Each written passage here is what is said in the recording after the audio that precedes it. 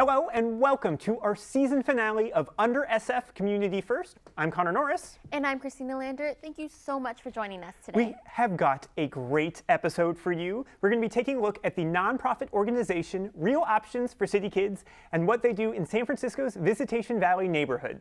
Before we begin, can I mention how cute our furry friends were last week from Family Dog Rescue? Oh, definitely. They were probably the cutest guests we've ever had on the show.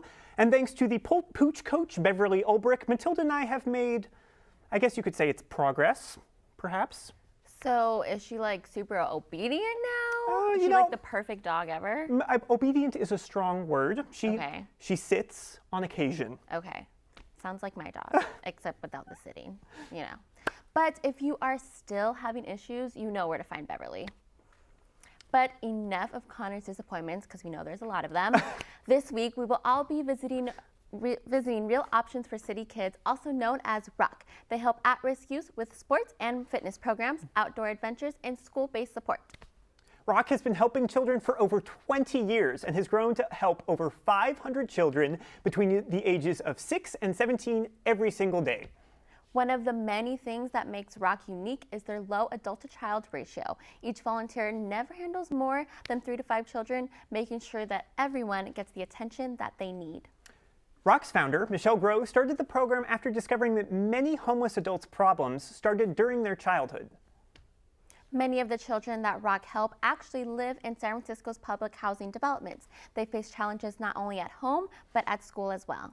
So why don't we take a quick look at some of the ways that R.O.C.K is helping provide an academic support and enrichment for kids. Oh, great. My name is Megan Wells. I am the enrichment specialist. Within R.O.C.K, Real Options for City Kids, we have an academic portion and an enrichment portion. So first start of the day, students will come in, they'll have free play, and then we do this thing called Power Hour. At the beginning of our Power Hour class, we have a circle, right? So circle can consist of a check-in question, how was your day? What's your weather forecast based on your mood today? Or it could be a game. So we have math games that will encompass with like cards or dice just to get their brains working, right? So they'll do that first, and then we'll let them do 20 minutes of reading. So they'll do reading, and sometimes a lot of the students will just read personally with a teacher, or they'll read with a friend, read aloud, and then afterwards, we go over their homework, right? So they'll do their homework, they'll ask questions, and at the end we'll have like a closing circle game. It just depends on what the teacher is feeling, and then they're good that way. My favorite part of R.O.C.K and working here is the kids, absolutely, but also the staff. Like, people who apply and work for R.O.C.K have the motivation, the drive, the passion, and the love for the kids and for the community.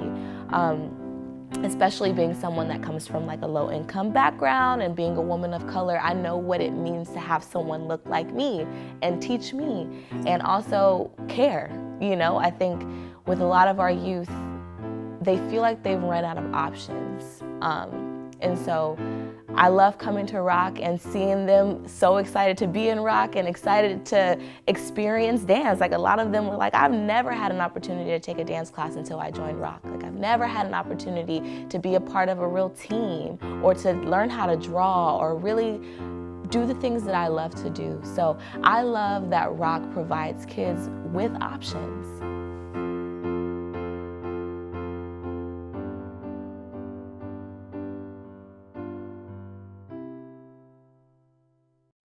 That was adorable. Those kids look like they're having such a good time. I'm kind of tempted to volunteer maybe a little bit. Yeah, I really love that teacher. She seemed like she really loves what she does. And there was this little girl that looked like she was having like a hard time dribbling the ball, and I was like, that was so me. That's me, basically. Well, when we come back from the break, we'll see how R.O.C.K incorporates sports and athletics into their programs. And after that, I'll have the privilege to sit down and chat with R.O.C.'s executive director about the organization. So don't go anywhere, we'll be right back.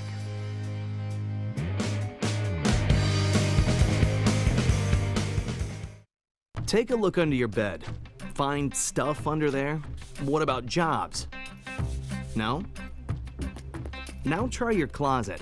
Still no jobs? Just more stuff? Well, you really have both. See, stuff is defined as household articles considered as a group. Sometimes this stuff is no longer needed. Wait, no longer needed? That can't be right. Because remember those jobs you were looking for? Those are really needed, and they're the stuff inside your stuff. Our job is to unlock those jobs, and it starts when you donate your stuff to your local Goodwill. Here's how we do it. When you donate to Goodwill, we sell your stuff to provide job training for people right here in your community. So just by teaming up with Goodwill, you help create jobs. And isn't that worth parting with the leftover keytar from your 80s cover band? Goodwill. Donate stuff, create jobs.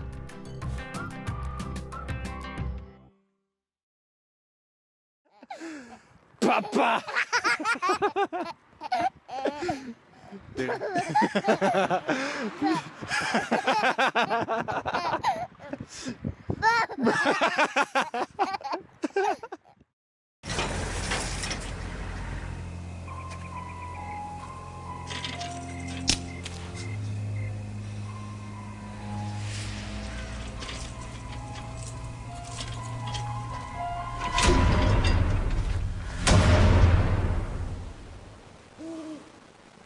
If you don't fix them, sparks from dragging tow chains could cause a wildfire, and that could be scary. Only you can prevent wildfires. Hart, what's going on? I'm leaving. Why? What did I do? Not enough. The pressure's too much. I quit. I get it. I can do better. Just please, don't leave. Don't let your heart quit on you. Get your uncontrolled high blood pressure to a healthy range before it's too late. And welcome back to Under SF Community First. Earlier in our show, we saw how Real Options for City Kids makes education fun and interesting to help children in Visitation Valley thrive. I think I probably would have enjoyed finishing school more if I had an after-school program like R.O.C.K to look forward to, don't you? Definitely, I couldn't agree with you more. Now, education isn't the only thing that R.O.C.K focuses on. They also have programs that help to promote development through physical activity. The kids benefit from these programs in countless ways. Just some of the benefits include improved communication and teamwork skills, in addition to fun physical exercise. So let's go ahead and see just how much fun children have with R.O.C sports programs. My name is PJ Eugenio. I'm the program coordinator here at Guardado Elementary School. Skills drills got started, from what I know, is it's a Saturday program. Kids need a safe place to play. Also, we have a lot of volunteers during skill drills that want to make a difference in this community. They basically started skill drills where every 6 weeks is different. It's a different sport. So kids will learn about basic skills. For basketball skill drills, they learn to dribble, how to shoot, and how to play defense and all of that.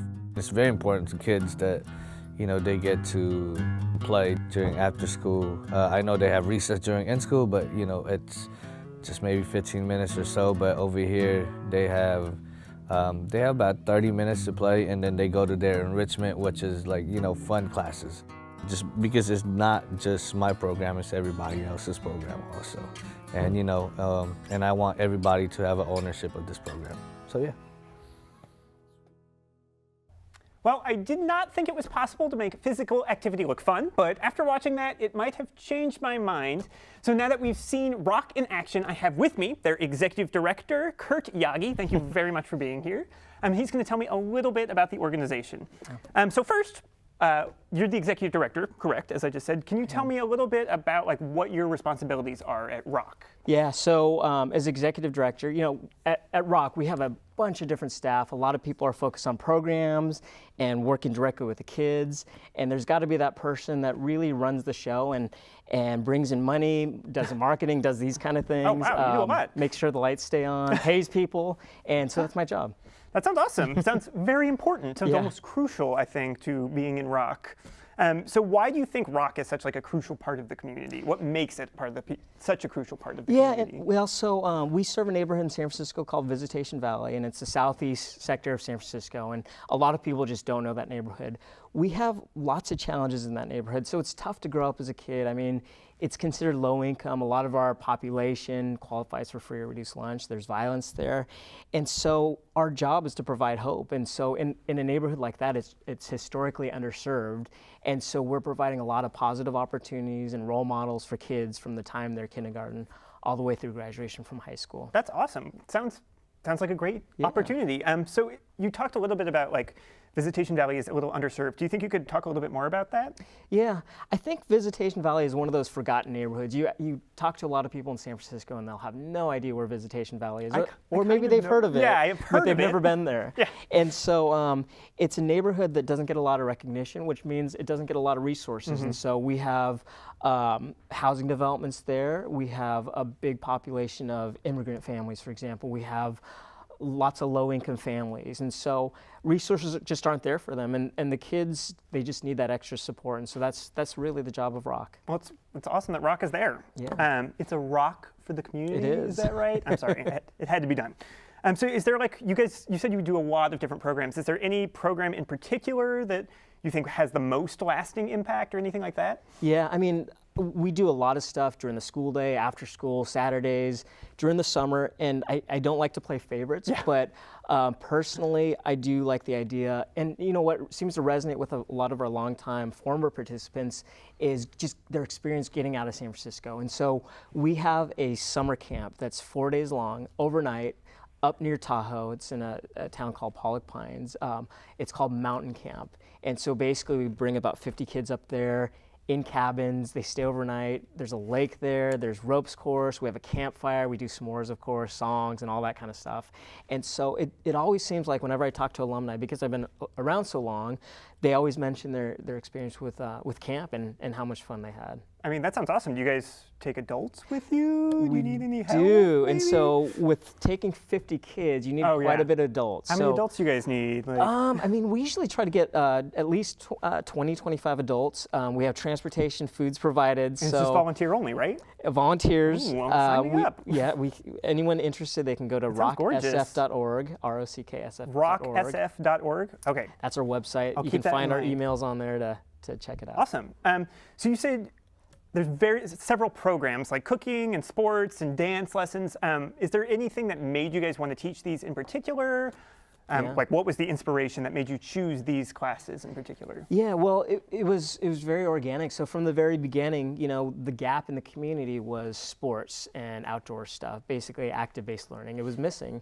And so we decided that we wanted to start with that. And then what happened over the years was we got so involved with the community. We were running after-school programs, doing all this great work. That just the needs for different variety of programs. And so we asked our kids, what do you want to do?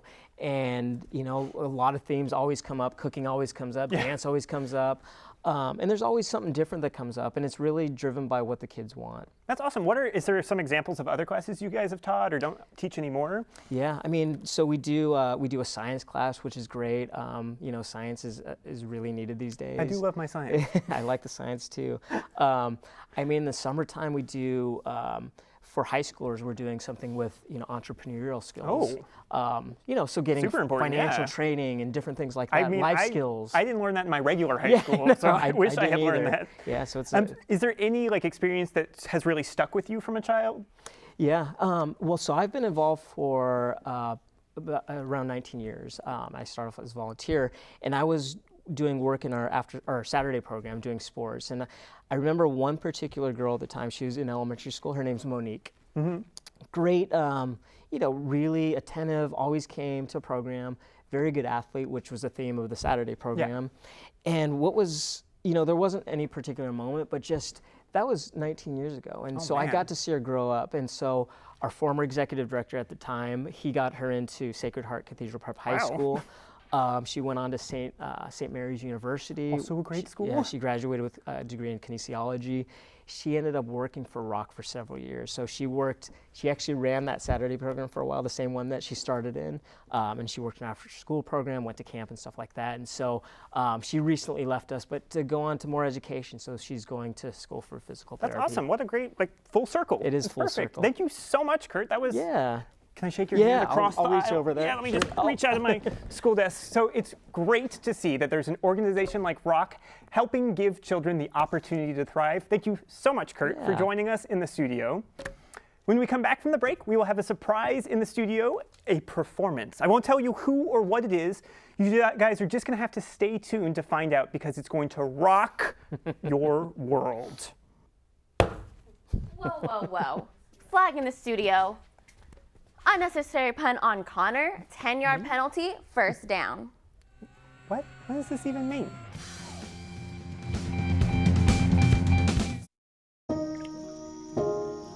This is the story of a boy who didn't talk for a long time. The boy liked things to always be the same. Any changes would scare and upset him. The unknown was an unfriendly place. The boy was very sensitive to lights and sounds. So he built secret hiding places where they couldn't get in. The boy didn't like looking people in the eye. He wasn't trying to be mean, it just made him feel uncomfortable.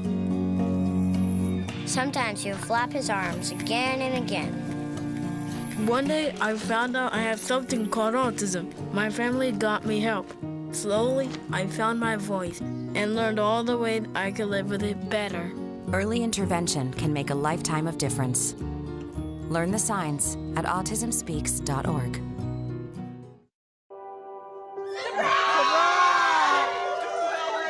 I see the future is really bright for me. The high school diploma is just added to the confidence, and now I feel unstoppable. Find free adult education classes near you at finishyourdiploma.org. What if you could invest in the future of kids, like a stock? Not the kind of stock that's about making money, but a stock for social change. A whole new kind of investment called Better Futures. When you invest, it helps kids go to college. Believe in us, invest in us, watch us grow. My name is Sydney, and I'm your dividend.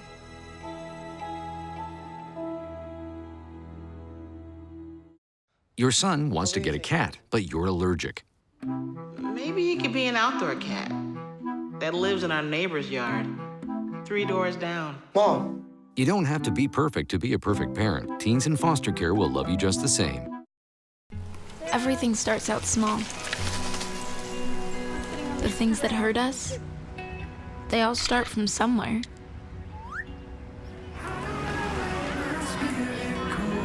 The words we say, the things we do, they can grow into something else. What was small and innocent can become big and sometimes scary. All it takes is one comment, one picture, one video for something to catch fire. But a big problem doesn't need a big response. Not at first. Even if we don't know what to say, the eye emoji can be that first step we take. Let's all pledge to take that first small step together and change the world in a big way. I'm a witness, and so are you.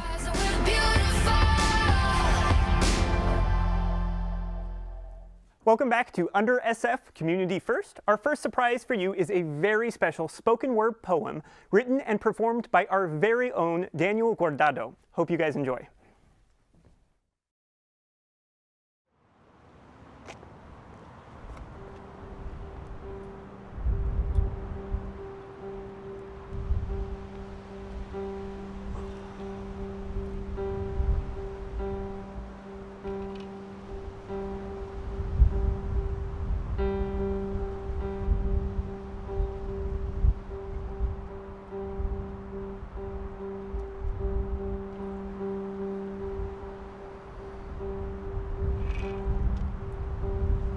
We are strength. We are unity. We are driven. We are human beings. We are the next generation that will follow yours, and we must accept this world that you have given us. We are the collective experience of our ancestors. From cracks in the concrete, we grow into beautiful redwoods. Native guardians who must watch over this land that has given us the gift of life. But as we grow, this world, it changes. And time stands still for no one. We build for a future that doesn't exist yet. But the power of love and the power of people will help to grow our mind and assure the promise of a better tomorrow. We must learn that the one is not as strong as the many, and you have to be the one that teaches us. We hunger for your compassion. You show us the way forward so that one day we may grow beautiful like gardens on the coast of the bay, shimmering with ocean's breath. The glimmer of her beautiful waters is the same shine you see in our eyes. We are you. We are her. We are one. All born to the same Mother Earth. United we stand, and divided we perish. They say the meek shall inherit the earth. We say the tides have risen, and the time has come. No more segregation. No more subjugation. With the knowledge you give us, we see our true worth. We are kings and queens, sovereign beings. We learned those words in the books that you taught us how to read. And now it's time to teach us how to perceive. We believe in you. Believe in us now.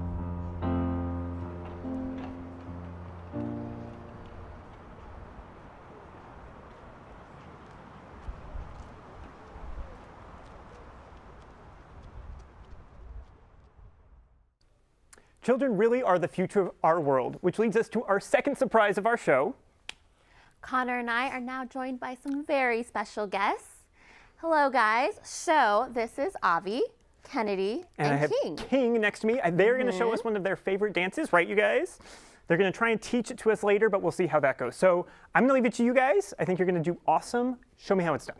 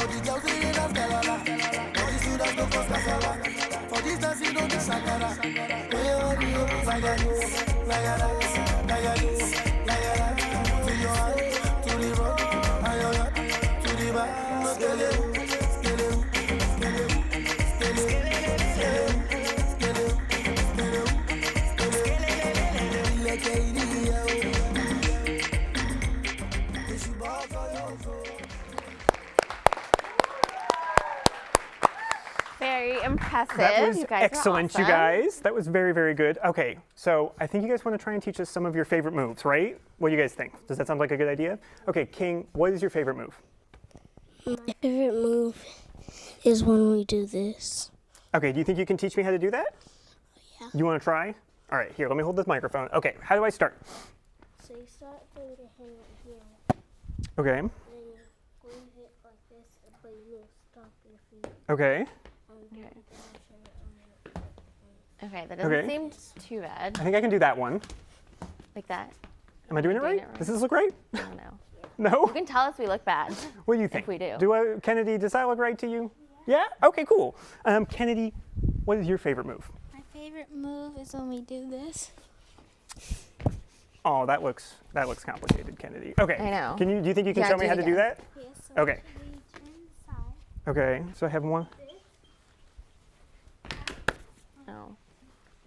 I don't like Okay, clap. start from the beginning. Okay, Where yeah. do I put my foot? So my one foot is this way, one foot is this way. Okay. You do. Clap. Awesome. Wow.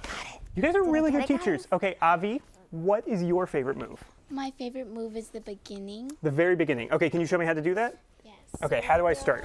Left foot, you step Forward. and then back. Okay. And then you turn to the left. Whoa. Okay. And then you do it. Oh, it's the body rolls. Like that? Am I doing You guys it are so right? good at these. Okay, can you Yeah. show me how to do the last part of that, you think? Yeah. Okay, so I'm facing this way, right? Okay, what's the next part? And then you make waves with your hand. And you walk backwards at the same time? Oh my goodness, that's really good. That's So your body like follows your hand, right? Okay. Easier said than done. Okay. So you guys learned all of these moves at R.O.C.K, right? Yeah. Yeah, all of them? Wow, that's impressive. How long have you guys been practicing?